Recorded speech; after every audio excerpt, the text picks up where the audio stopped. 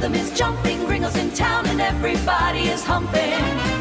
From the north to the south we'll make it some noise, showing the world we got the soul and the boys. Gringos in Buenos Aires.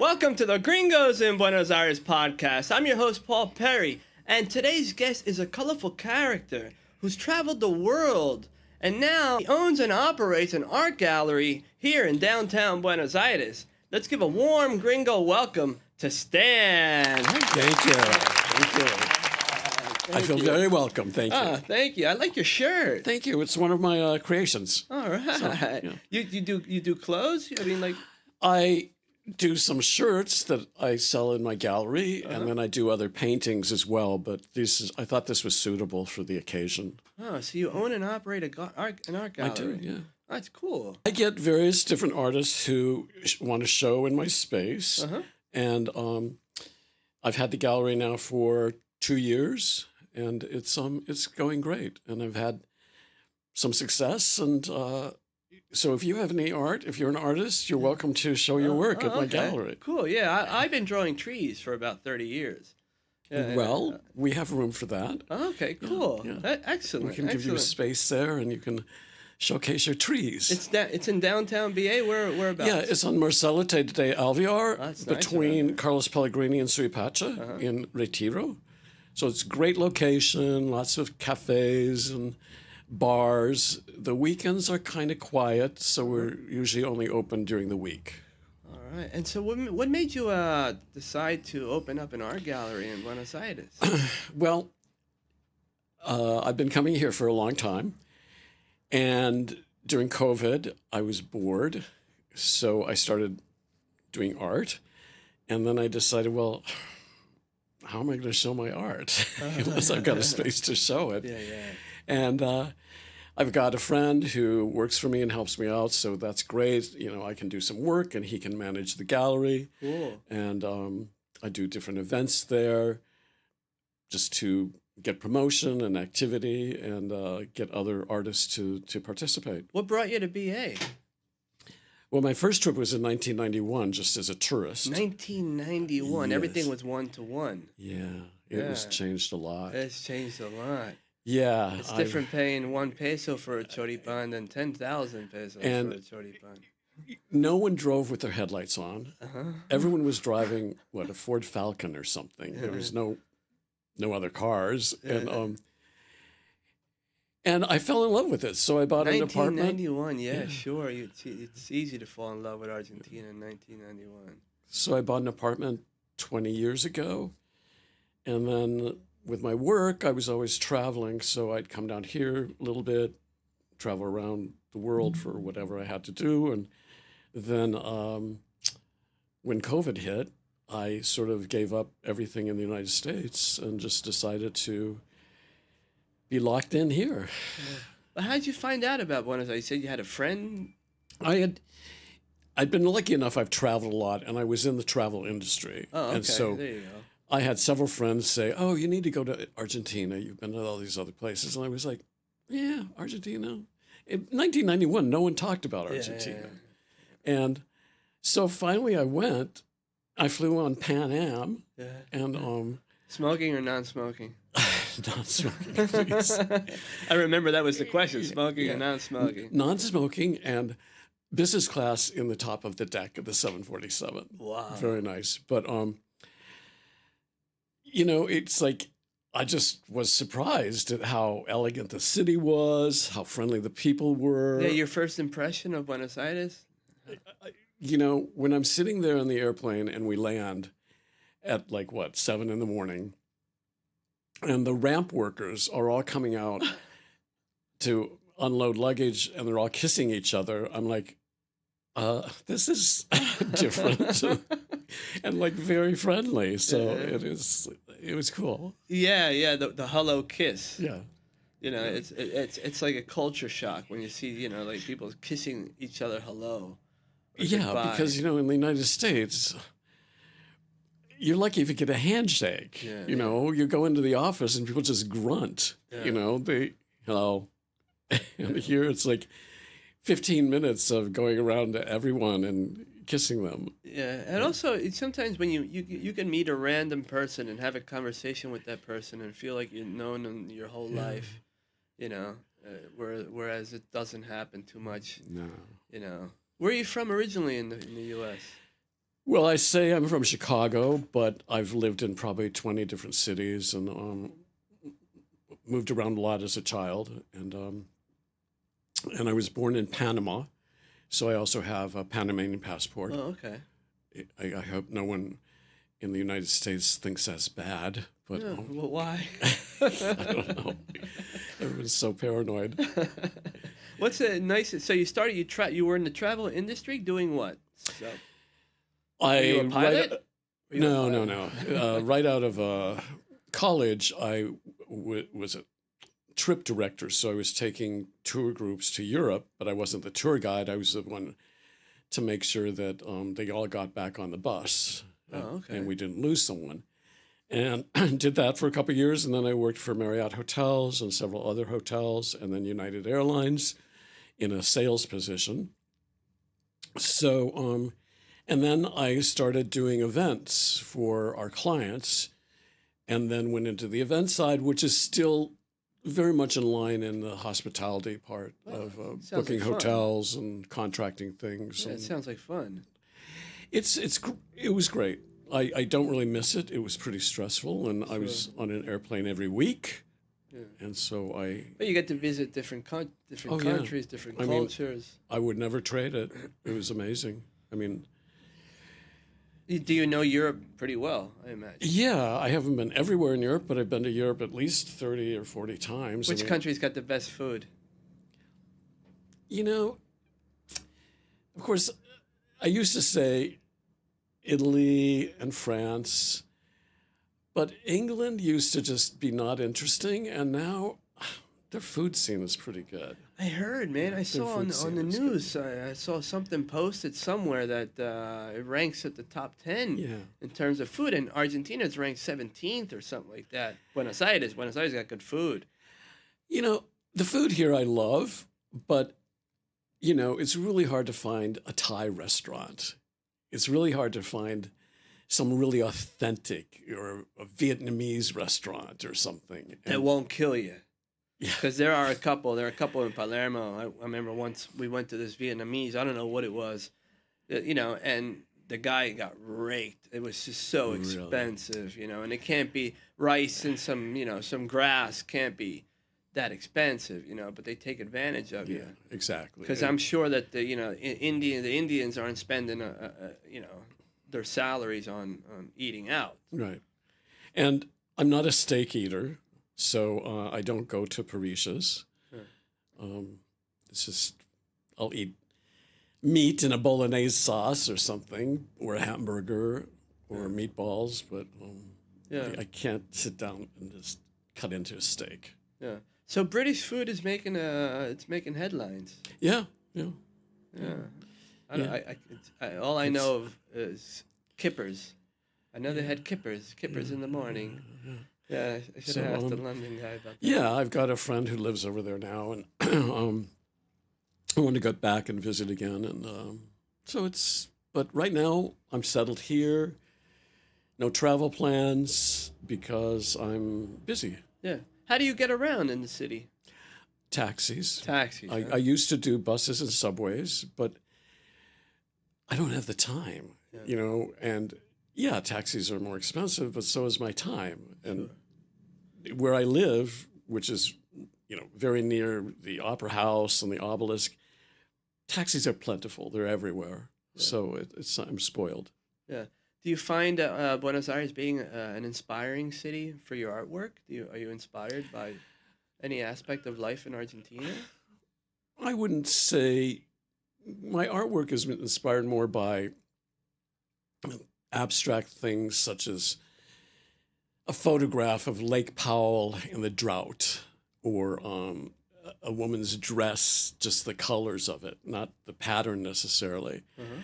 And of, you know, excavations of archaeological sites, and just using that as an abstract influence. But as far as Buenos Aires, I just love it because I can just relax. Yeah. It's so much calmer than Chicago, and you can just. I could never do this in the United States. It would be too expensive, too chaotic, too difficult to be noticed. Sure. So, Yeah. it's great. And what kind of art do you have at your art gallery? Well, I've had 2 shows by another gallery, a gallery from San Luis, which is another part of the country. And Have you been there?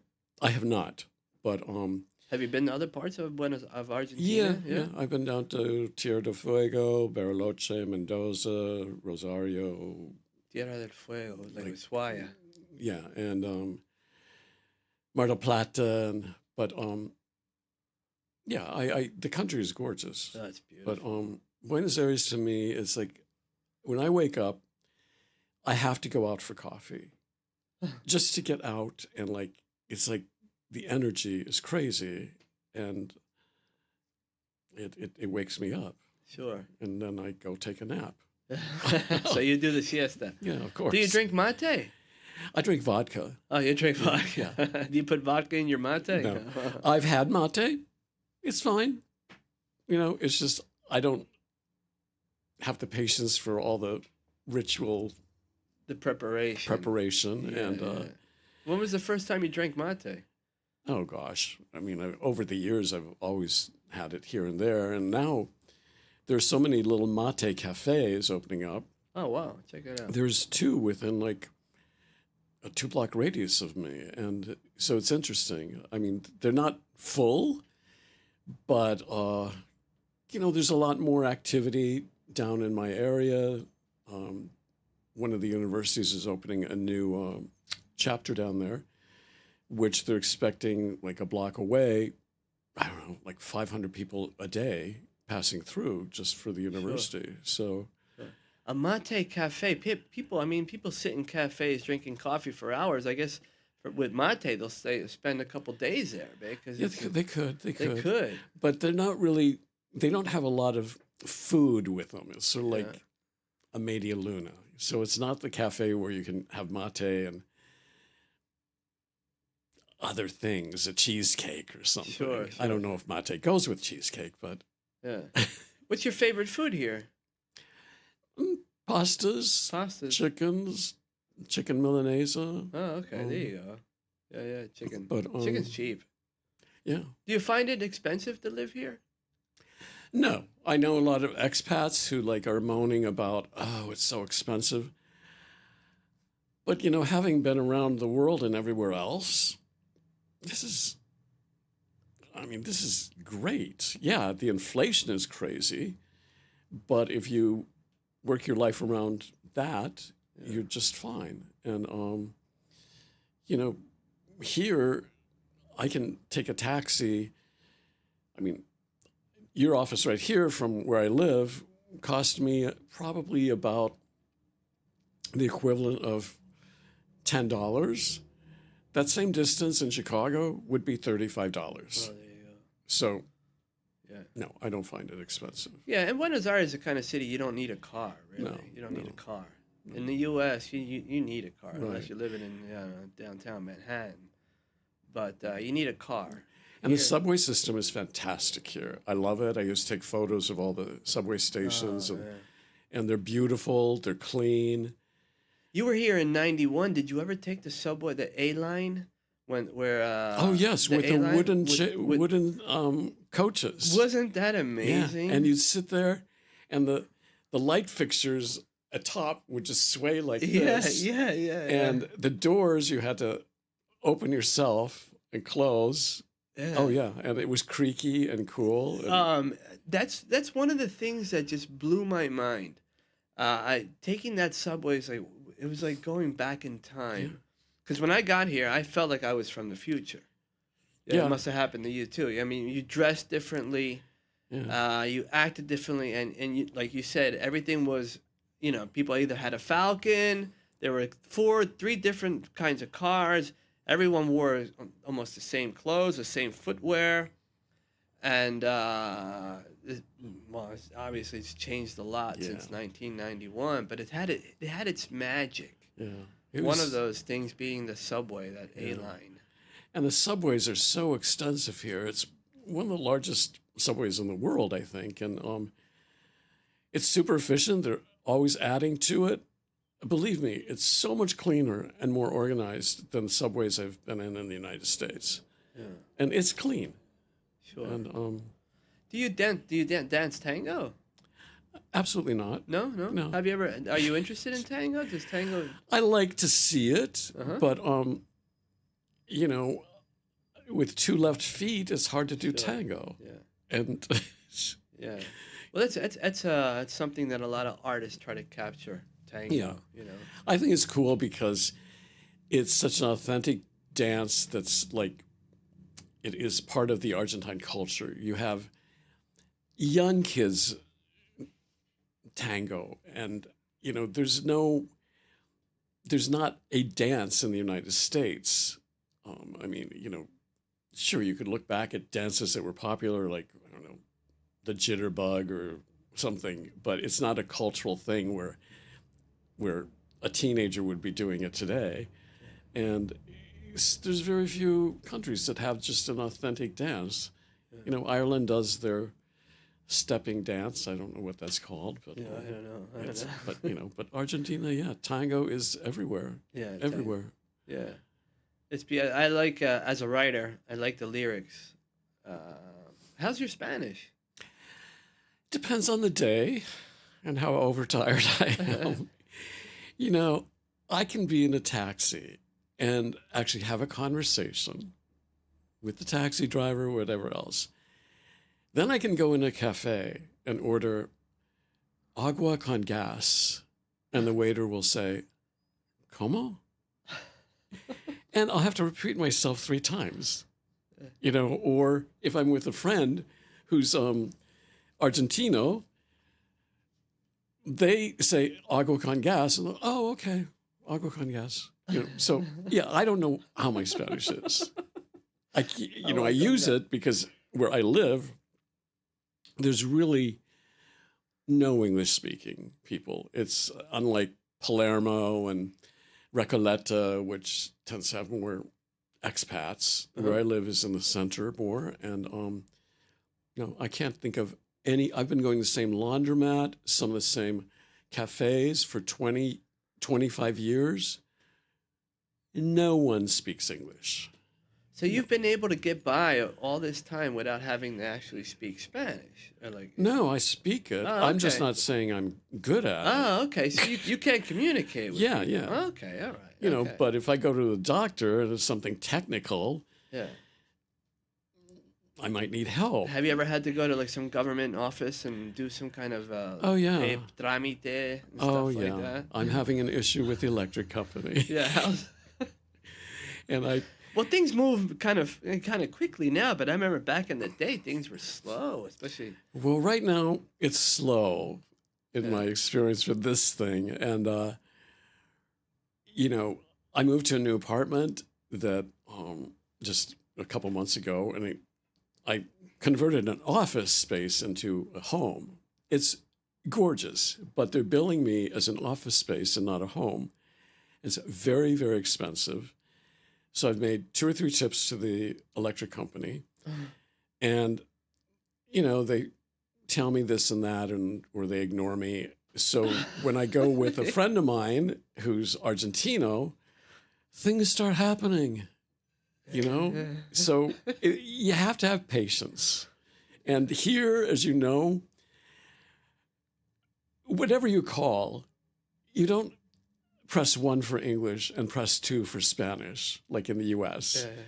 You just get Spanish. I mean, most of my medical I do at Hospital Britannico because the clinic is a half block from me. No one speaks English for Hospital Britannico. No one. Yeah. And if you try to do that on your phone, you get the bot is in Spanish too. Yeah. But I mean, I get by. Some days I'm frustrated and tell my friends about it, but sure. it's you have to speak Spanish. I don't want to be one of those people who don't speak it. I speak it. It's just do they understand me? It's the problem. I believe that Buenos Aires life in Argentina is not for everyone. You know, you have to have a special kind of, you have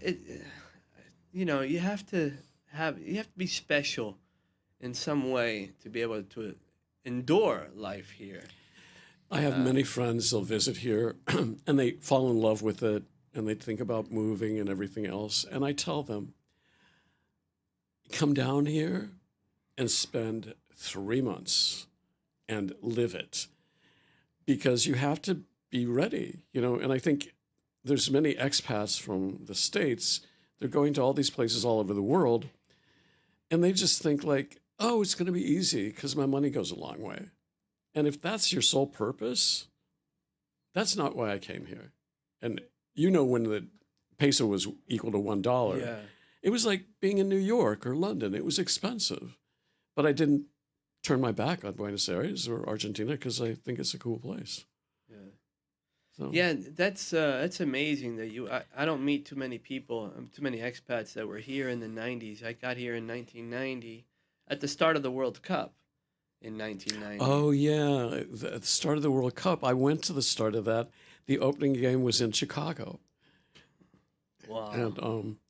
And it certainly wasn't the extravaganza it is now. Yeah, sure. It was exciting. Yeah. Are you following the World Cup? I'm following Argentina in the World Cup. Yeah. But Do you suffer? oh my God. The game with Egypt, I was like, you know, I left the apartment and I go downstairs and there's the doorman and we're just like, oh my God, my heart, you know. Yeah. And, you know, people on the street, the guy at the paint store, he was out on the street and he's shaking my hand. He's like, oh, that game. It was like too much. So tomorrow will be another day. Yeah. They say if you don't suffer, you're not Argentine. You know what I'm saying? Because Argentines are born to suffer. It's part of life here, suffering. In a good way. It's exciting. It's exciting. It keeps your blood moving. Yeah, for sure. Like everything, there's never a dull moment here. No. I mean, Argentina's not, unless, you know, in the first round, okay, yeah, 3-0, 3 goals by Messi, you know, 3-0, 4-0, whatever. But then it just got crazy. I was reading on the news, they had, I don't know how many people went to the hospital because they had heart attacks. Jeez. I can Yeah, believe it. attack. Even my guest had a guest on, and he was like, "No, I went to the doctor." And he's like, the doctor was full because everybody's sick because they're getting so worked up over the World Cup, over these games. It's intense, you know, and it's hard to explain to people who aren't here because they don't know what it's like. A friend here was here during the last World Cup, and we would go to Pizza Roma over in Lavache near Supacha. And we'd have to sit there for like 4 hours to protect our table to watch. And it was insane. I mean, people were jumping on the tables and everything. It was like, it was amazing. Yeah, and because it's a country thing. It's a national thing. It's like one nation. Yeah, exactly. And you know that everyone, except for like, I have a student who, you know, the game is on and he'll go shopping. You know what I'm saying? He'll do his grocery shopping. He doesn't care at all. You know, he'll go to his, his physical therapy treatment session. So you know? I have an Argentine friend. He won't watch the Argentine games because every time he watches, they lose. So he's got this superstition thing going on that he's not going to watch. Ah, poor guy. He's not watching the game. But then he can watch the rerun, I guess. Yeah. But it's not quite the same. Sure, yeah. But yeah. Do you remember these little figures here? Do you remember these from the 90s? Yeah. I mean, I never World collected Cup them like you did. But No. World Cup '94. Every time if you brought back 3 Coca-Cola bottle caps, Oh, really? they gave you one of those. It was in the Nice. World Cup '94, and everybody had them. Yeah. And, Well, everyone drinks Coca-Cola here. Yeah, but that doesn't. It only happened during the 1-to-1. You know, it was a magic time. Yeah. Some people say it was, you know, what led to all the disasters. But I know, it's crazy. it's this And country. you know, I remember some of the crises, and I was, you know, living in the States, and friends thought I was insane. You know, why do you have an apartment down there, and why do you go back?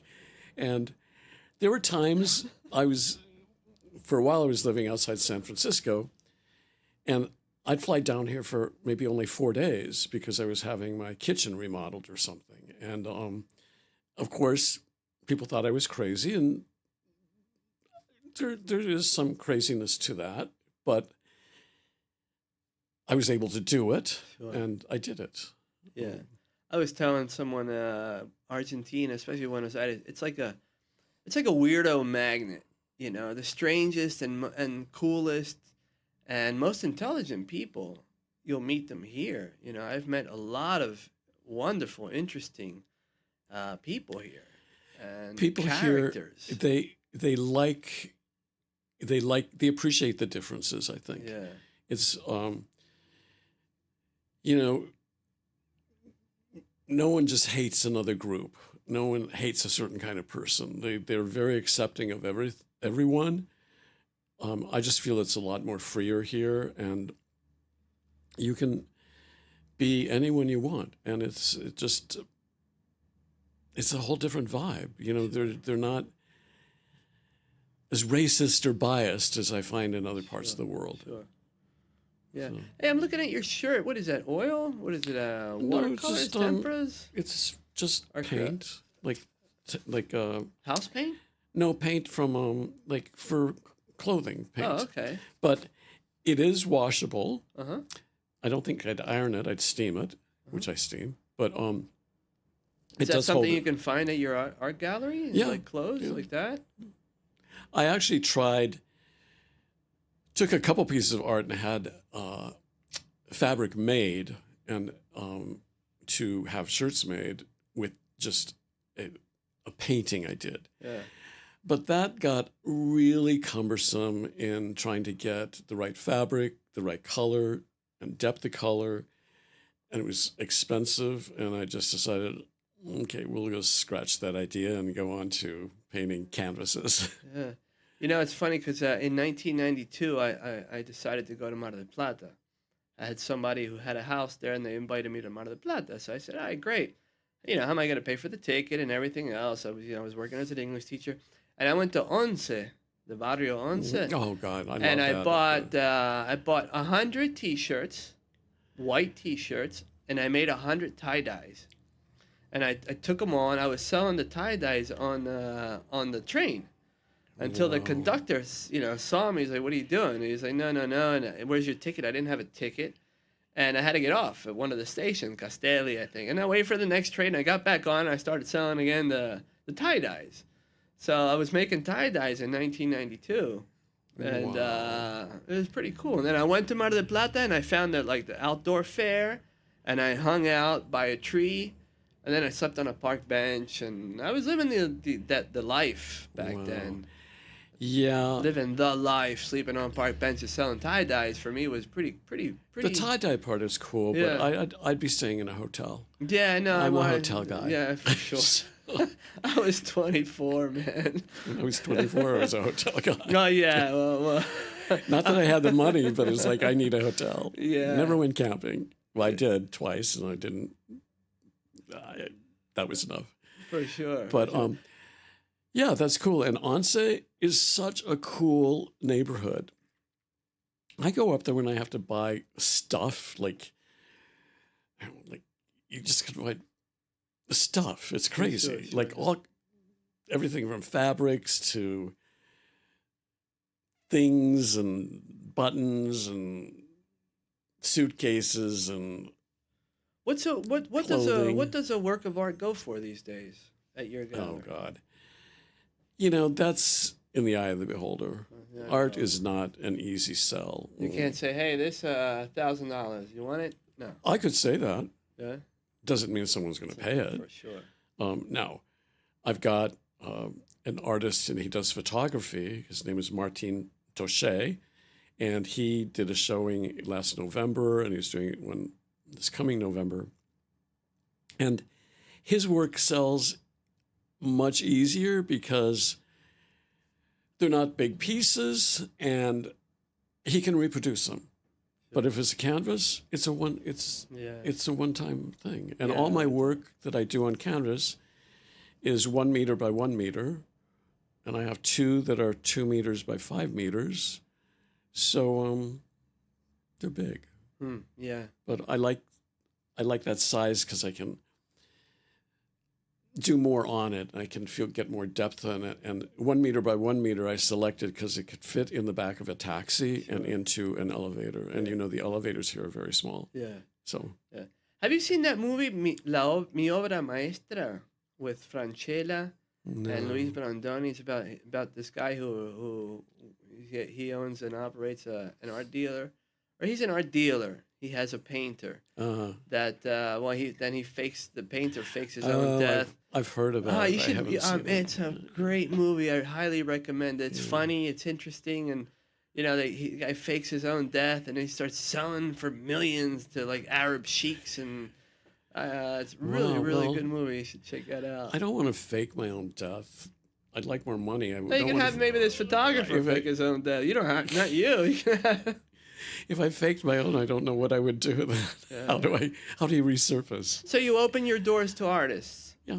Okay. Yeah. That's good. So got a meeting on Thursday with a couple people with ideas. Mm-hmm. I don't know what the ideas are, but I'm always open to it. Yeah, because one thinks, maybe it's a misconception, but one thinks of an art gallery as somewhere, hey, man, that's really for artists. But who's to say really who's an artist and who's not? It's not.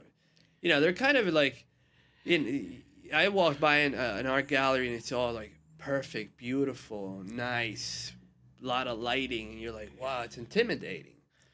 For a novelist or someone. My gallery is actually beautiful and very nice, but it's certainly not a snob appeal thing. Mm-hmm. And I think art is important, and I want to encourage other people and have them participate. And, that's that's just my goal in it, which is probably different than some other galleries, but that's what I like. If someone doesn't like some of the things, well, they might like something else. Yeah, sure. I'm sure some people wouldn't. My friends out there who know my art, some might think it's kind of wacky, but I like it. Who's your favorite artist? Well, I like Andy Warhol. I like Jackson Pollock and some Picasso.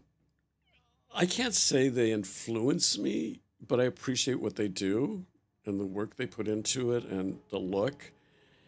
And I do have people sometimes tell me, oh, they see some of those influences in what I create. Sure. I mean, you've visited a lot of museums, I imagine, and seen these paintings. I have, but I've never studied art or been that. My art background comes from the work I've done, like doing events where I would work with people and design the promotion pieces and work with them on showing the direction, the look and feel that I needed for whatever the event is for maybe 6,000 people or something. And so that's all corporate work. Yeah.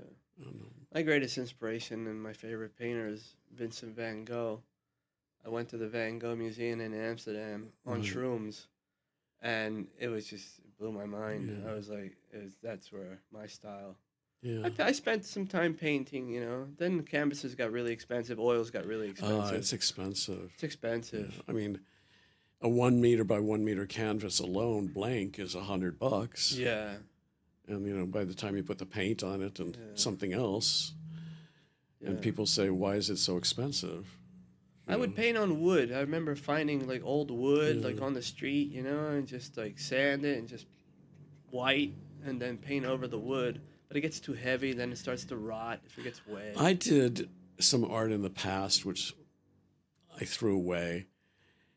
I would pick up, because I was on the road a lot, and someone was driving around the States, I'd pick up blown out tires from the expressway and then take the blown out tires that had exploded and take them home and wash them in a bathtub, clean them up, and then had a hilty gun thing that was a power nail and create these sculptures out of blown out tires. People loved it. I loved it, but it wasn't really practical. I couldn't move it around. And Sure. Sadly that I don't have those. I wish I had those now. They would look cool. Yeah. That's the beauty of art, That's the beauty of art. It's you can make your own art out of anything, really, if you are an artistic person. So why don't you show some things in my gallery? Yeah, I would love to. Yeah, I was gonna bring a couple things to show you. But it's basically all trees and landscapes. That's okay. I do trees and landscapes. That's okay. And my trees, like I said, I painted my first tree in 1990 Wow. in Colonia. I remember I had some paper and a pencil, and I was sitting by the river waiting, to take the ferry back because I was doing the 3-month visa thing, and I was just painted a tree. I still have it. I just drew it. And then ever since then, I went just to relax. I draw trees, and I just draw trees. Well, trees my and plan trees is and forests and trees. the end of July and all of August and maybe into September to do like a sale and have different artists all have like a section of the wall where they can show their works. Oh, great. And that way we're all also promoting on things like Sure. Instagram and other things. So it's going to bring traffic and it's going to be a variety of all kinds of art. Nice. And at what I consider reasonable prices. Sure. Sure. Yeah, for sure. So, yeah. That sounds great. So to all you artists out there, we're definitely going to keep in touch. Yeah, for sure. All right, Stan, we're out of time, unfortunately. But, Oh, no. I had so much more to say. Oh, yeah? Well, like what, for example? Let me think. Anything else you would like to say? Is there anyone you want to say hi to? Or anything you want to No. talk about in particular? Hi, guys. Come visit Incidente Artistico. Incidente Artistico. Sí. Located on? Marcelo T de Alvear, 924. 924. It's between Suipacha and Carlos Pellegrini in Retiro.